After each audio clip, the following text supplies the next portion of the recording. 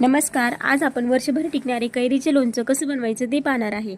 त्यासाठी इथं मी 1 किलो कैरी फोडून घेतली आहे. ती स्वच्छ पुसून घ्यायची म्हणजे काही घाण माती असेल तर ती निघून जाईल.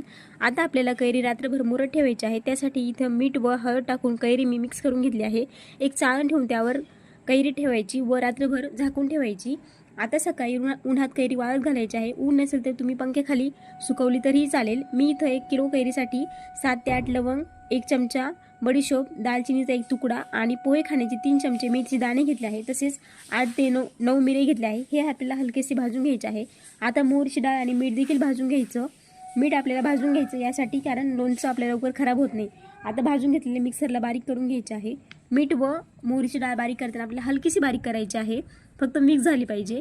1 किलोसाठी इथं मी 300 ग्रॅम तेल घेतलं आहे. ते आता कडकडीत गरम करून घ्यायचं आहे. तेलात 1 लसणाची पाकळी मी टाकून बघते. तेल चांगलं गरम झालं आहे, तुम्ही पाहू शकता.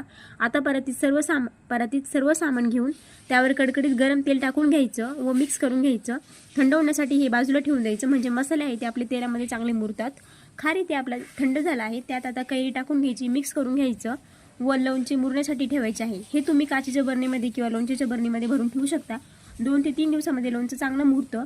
एक सुती कापड बांधून ठेवा. दिवसातून 2 ते 3 वेळेस बरणीचे झाकण काढून हलवा म्हणजे लोणचं आपलं खराब होणार नाही. रेसिपी कशी वाटली? आवडली असेल तर एक लाईक नक्की करा.